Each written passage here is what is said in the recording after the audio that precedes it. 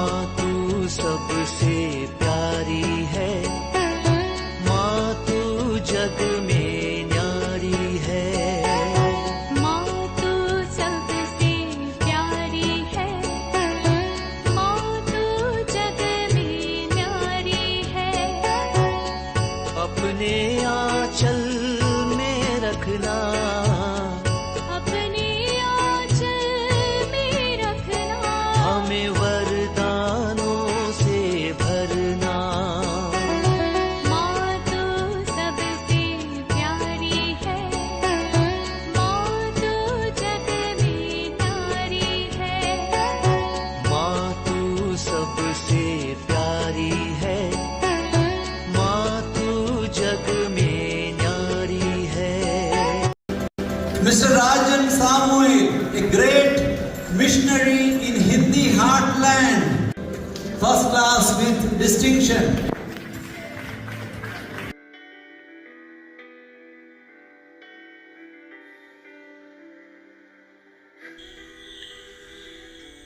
पिता, पुत्र और पवित्र आत्मा के नाम पर आमीन। आप सबों को जय यीशु। आज का क्लास हमारे YouTube में आए हुए कुछ टिप्पणियों का उत्तर देना मैं चाहूंगा। कैथोलिक चर्च में प्रतिदिन मिस्सा बलिदान चलता है। कैथोलिक चर्च में रोज मिस्सा बलिदान चलता है। कहा जाता है दुनिया भर में कम से कम 5 लाख मिस्सा प्रतिदिन अर्पित की जाती है। वर्ल्ड भर में प्रतिदिन 5 लाख से ज्यादा मिस्सा बलिदान अर्पित होता है। तो कुछ टिप्पणी, क्रिस्त का मृत्यु एक ही बार है और कैथोलिक लोग बार बार बलि अर्पित कर रहा है। दोबारा क्रिस्तु नहीं मरेंगे, क्रिस्तु उस बलि में नहीं आएंगे। पता नहीं कितना कितना ऐसा गलत टिप्पणियां अज्ञानता के कारण है। शैतान ने उनके बुद्धि को भ्रष्ट किया है, इसलिए इस प्रकार का टिप्पणियां लिख रहा है। कुछ गुट शैतानी गुट है, हमेशा संत पापा कैथोलिक चर्च के खिलाफ कुछ न कुछ उल्ट पुलट। वो जान रहा है वो स्वयं जो बोल रहा है वो गलत है, फिर भी उनका आदत है ऐसा टोकना। तो हमारे YouTube चैनल में भी ऐसा टोकने वाले कुछ लोग सक्रिय है, होते रहने दो। मुझे एक बात को खुशी है, कम से कम मेरा क्लास तो लोग रोज देख रहा है। क्लास देख रहा है, कहीं ना कहीं उनके अंतरात्मा में सत्य वो घंटी बचाते रहेगा।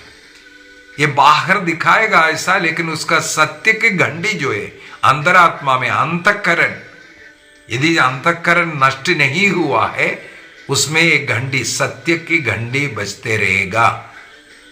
क्योंकि क्लास देख रहा है इसलिए टिप्पणी लिख रहा है। एक और, पुराने विधान में बलि बार बार अर्पित करते हैं। क्रिस्त का एक बलि, इसके बाद जो मिस्सा बलिदान जो अर्पित कर रहा है, क्या वो बार बार बलि है? क्यों ऐसा अर्पित कर रहे हैं? सबसे पहली बात है, कैथोलिक चर्च ने फाइंड आउट नहीं किया। ईसा मसीह का आदेश था। ईसा मसीह का आदेश पवित्र यूक्रिस्ट की स्थापना करते हुए प्रभु ने कहा, यह मेरी स्मृति में किया करो, यह मेरी स्मृति में किया करो। संत पौलुस ने कुरिन्थियों का पत्र अध्याय 11 वाक्य 23 से इसके विषय में लिखा, मैंने प्रभु से सुना, किसी शिष्य से, किसी अन्य व्यक्ति से नहीं सुना। संत पौलुस वहां पर बताता है कि मैं किसी मनुष्य को सुन करके नहीं, बल्कि मैंने प्रभु से सुना उस अंतिम बिहारी में क्या हुआ था।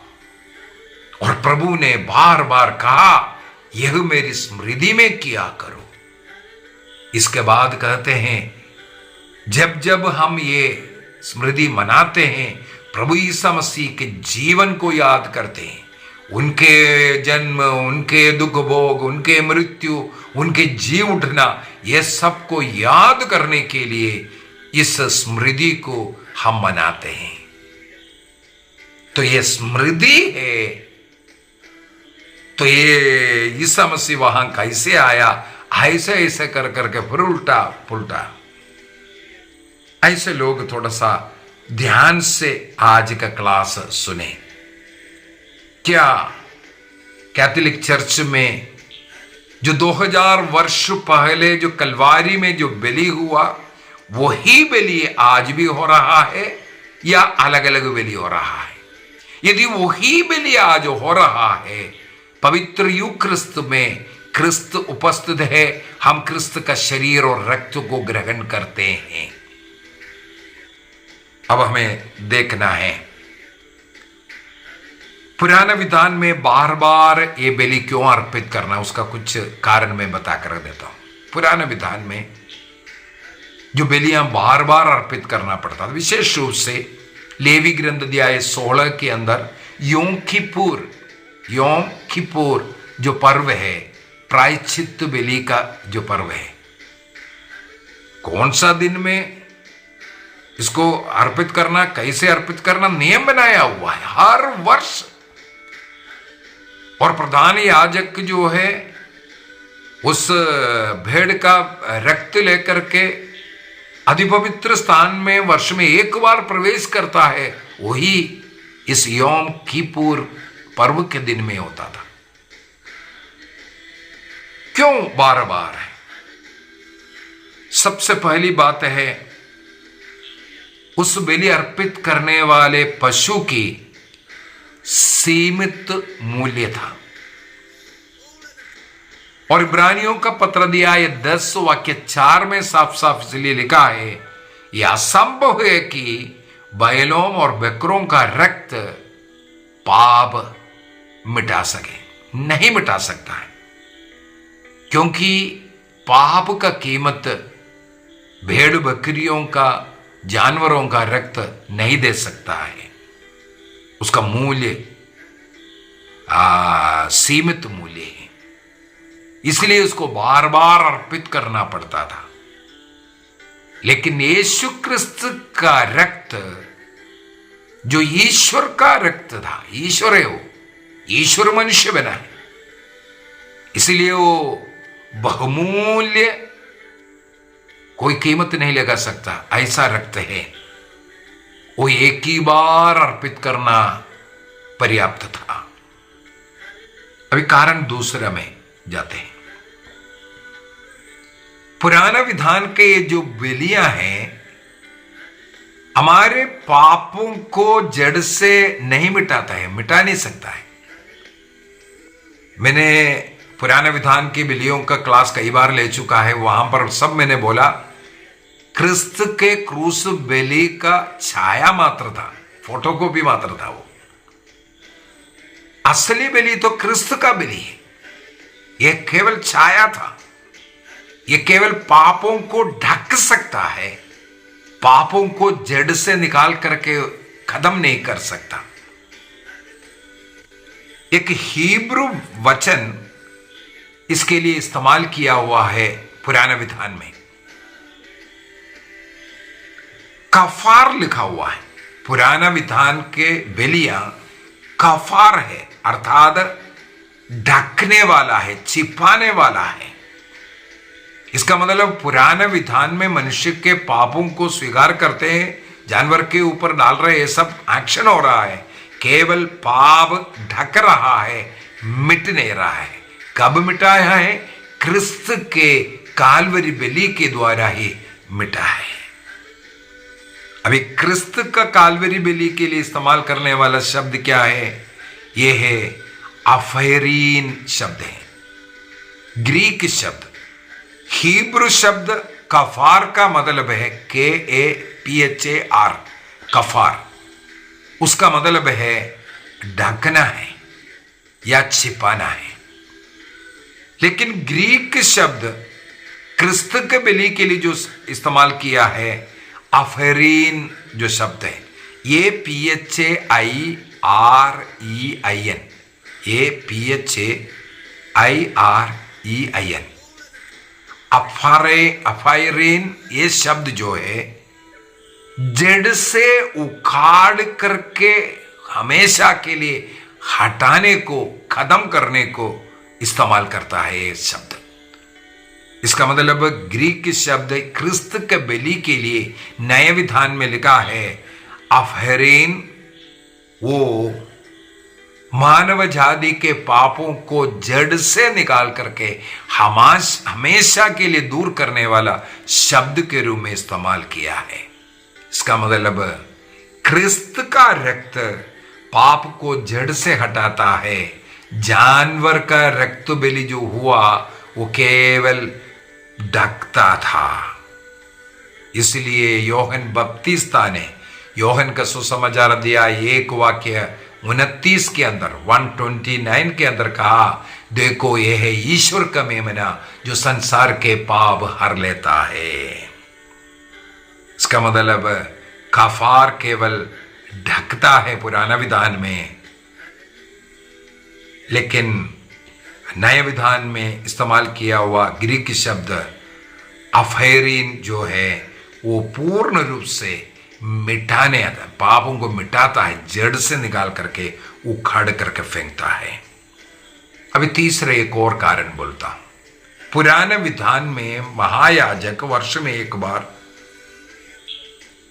जो अति पवित्र स्थान में प्रवेश करना, इस रक्त को छिड़काना, अर्पित करने जो कार्य करता है, वो महायाजक स्वयं पापी है। इसलिए वहां पर योम किप्पुर पर्व के अंदर सबसे पहला नियम ये है, उस पुरोहित अपने लिए बलि अर्पित करना है। अपने लिए बलि अर्पित करना सबसे पहले जरूरी है, अर्थात वो स्वयं पापी था।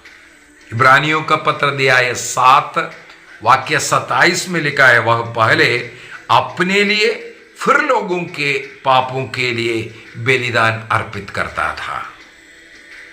इसका मतलब पुराना विधान का वो महायाजक पापी है, उसमें इतना शक्ति नहीं था। लेकिन ईसा मसीह वही है, निष्पाप महायाजक है। उन्होंने कोई पाप नहीं किया, अपराध नहीं किया। इसलिए उस महायाजक ईसा मसीह को हम सही जो महायाजक मानते हैं, क्योंकि वो उनकी शक्ति असीमित है, कोई सीमा नहीं है। चौथा कारण लेते हैं, पुराना विधान का जो भी कार्य है केवल ये बलियों के विषय में नहीं, अन्य अनेकों कार्य क्रिस्त का एक छाया मात्र था। क्रिस्त में जो कुछ पूरा होना है उसका एक प्रकार का पूर्वाभास वहां पर चला था। उसको केवल छाया के रूप में हमें देखना चाहिए।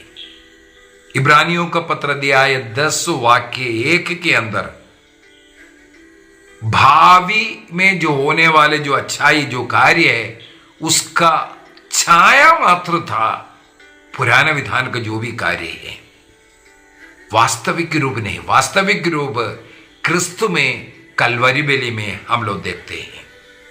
इसका मतलब पुराना विधि, पुराना नेम के अंदर जो बलियां अर्पित किया वो मात्र छाया मात्र था, एक फोटो को भी हम बोल सकता है। असली यीशु क्रिस्त का बलि ही था।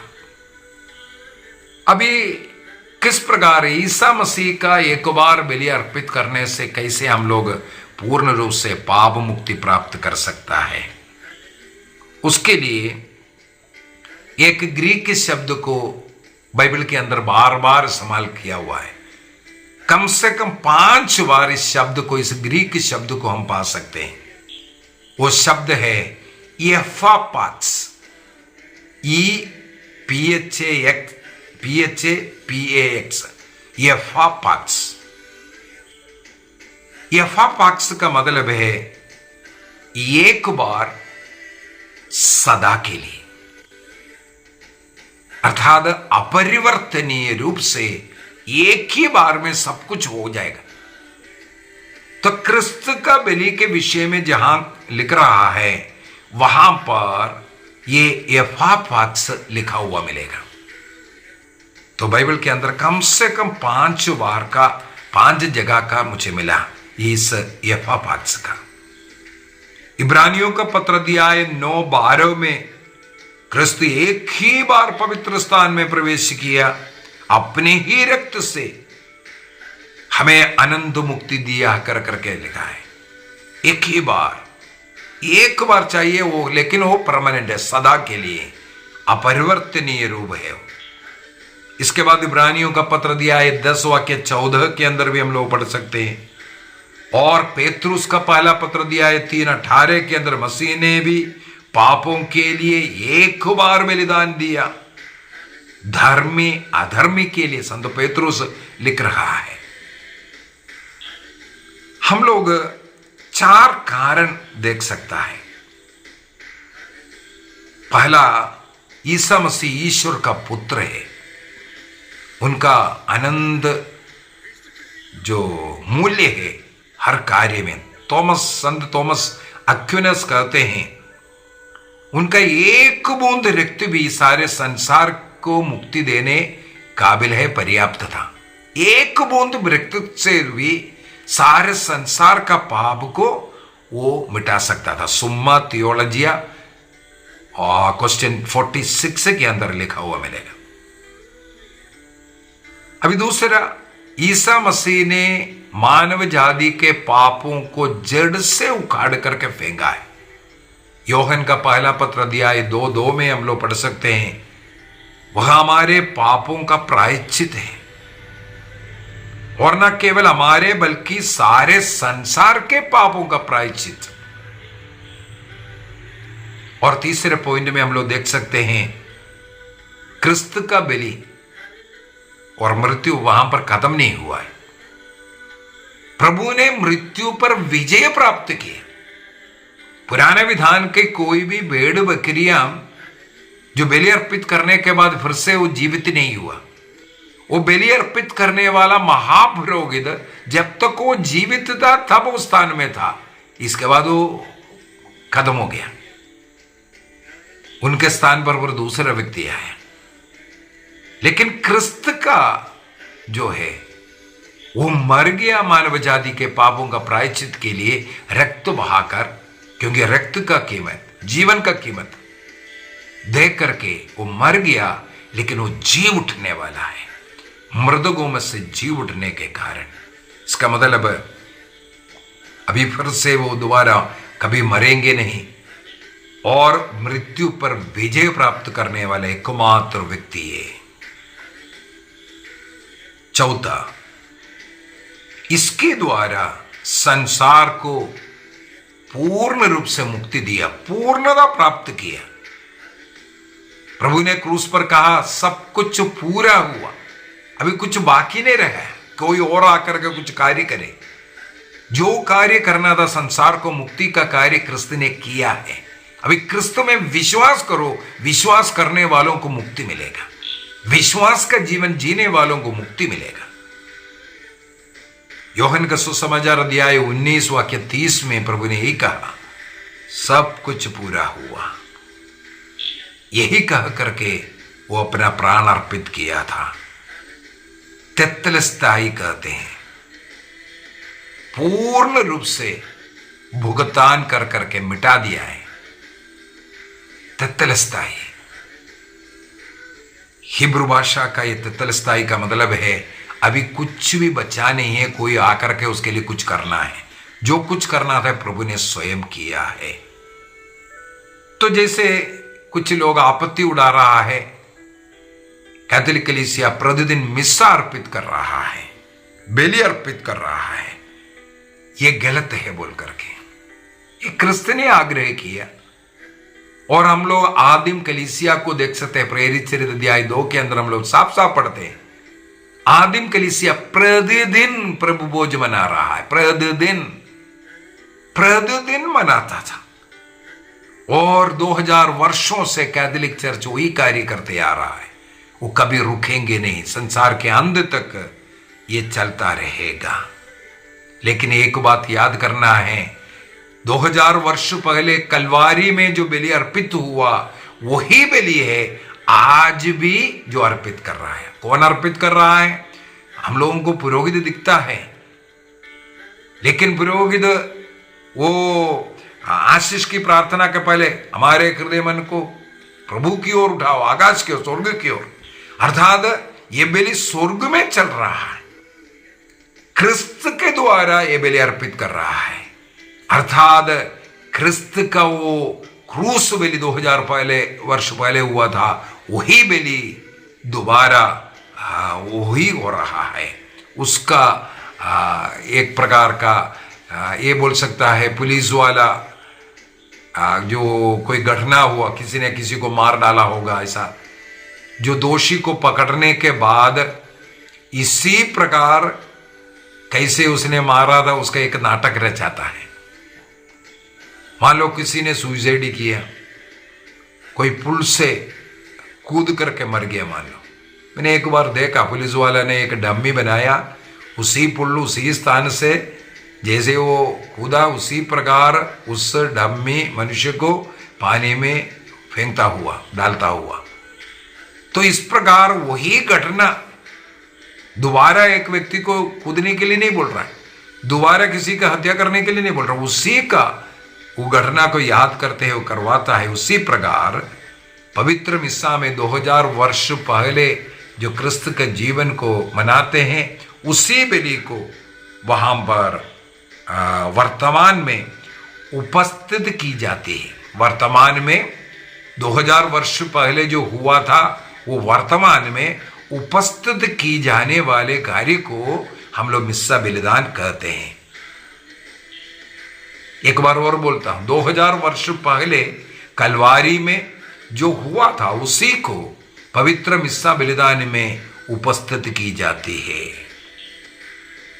कुरिन्थियों का पहला पत्र दिया है 11 वाक्य 26 में संत पौलुस ने यही कहा, जब भी तुम इस रोटी से खाते हैं और प्याले से पीते हैं, तुम प्रभु की घोषणा करते हैं, उनके मृत्यु की घोषणा करते हैं, उनके जीवन की घोषणा करते हैं, और जब तक उनका दोबारा सेकंड कमिंग तक वो करते रहना है। इसलिए प्रतिदिन कलीसिया उसको मनाते आ रहा है।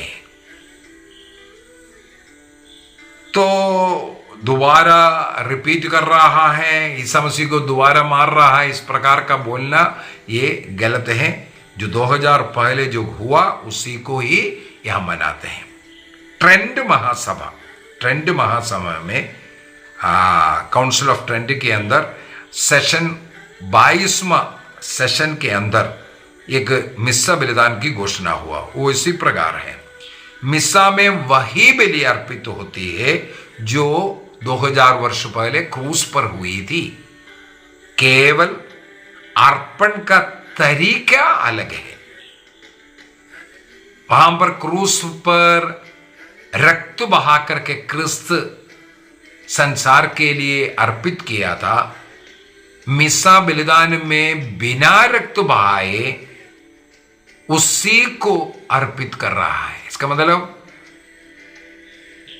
भूत में पास्ट में जो कुछ हुआ था उसको प्रेजेंट में प्रस्तुत कर रहा है।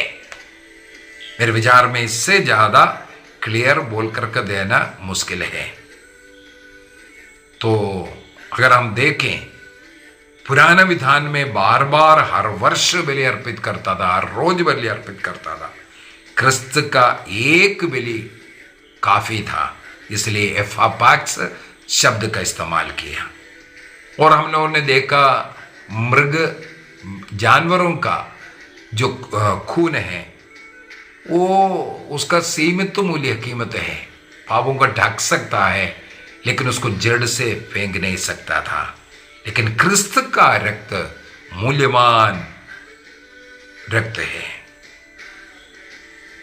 इसलिए पुराने विधान का वो बलियां कफार कहते हैं, केवल ढकने वाला। लेकिन क्रिस्त का बलि को अफरेन कहते हैं, जड़ से उखाड़ करके फेंकने वाला। उसको अर्पित करने वाला महायाजक पुराने विधान में अगर पापी था, उनके लिए स्वयं के लिए भी अर्पित करना पड़ता था। नए विधान का महापुरोहित क्रिस्त निष्पाप है, इसलिए उनके लिए, अपने लिए नहीं बल्कि संसार के लिए उसने अपना प्राण अर्पित किया है। पुराना विधान का बलि अगर केवल छाया मात्र था, असलियत नहीं था, असलियत क्रिस्त का बलि है, काल्वरी बलि है। पुराना विधान का बलि कभी पूर्ण नहीं हुआ, लेकिन क्रिस्त का एकमात्र बलि क्रूस पर से प्रभु ने कहा यूहन्ना 19:30 में सब कुछ पूरा हुआ। इसलिए आइए हम अपनी आंखों को बंद करेंगे, प्रभु से प्रार्थना करेंगे, पवित्र मिस्सा बलिदान में रोज भाग लेने का कृपा हमें मिले। मिस्सा बलिदान के विषय में पांचों प्रकार का उपस्थिति, क्रिस्त का उपस्थिति, सार्वभौमिक, हर जगह पर रहने वाला, कुछ जगह को प्रभु ने चुन करके और कुछ वादा किया, और पवित्र वचन में, पवित्र यूक्रिस्त में, इस प्रकार का 5 प्रकार का ईश्वरीय उपस्थिति और आशीर्वाद मनुष्य को देता है। पांचों जब हम पवित्र बलि अर्पित करते हुए, पवित्र यूक्रिस्त में भाग लेते हुए चर्च में प्रार्थना करेंगे, ये पूर्णता आशीर्वाद, पूर्ण कृपा हम प्राप्त कर सकते हैं। इसलिए हम कोशिश करेंगे, रोज संभव है तो मिस्सा बलिदान में भाग लेंगे, और प्रभु का अनुग्रह आशीष, सबसे उत्तम प्रार्थना बलि अर्पित करते हुए प्रार्थना, मिस्सा अर्पित करते हुए प्रार्थना से बढ़ करके कोई और प्रार्थना नहीं है। हम रोज अपने लिए, अन्य लोगों के लिए बलि अर्पित करते हुए प्रार्थना करेंगे। प्रभु हम सबों को आशीष दे, पिता, पुत्र और पवित्र आत्मा के नाम पर आमीन। आप सबों को जय यीशु।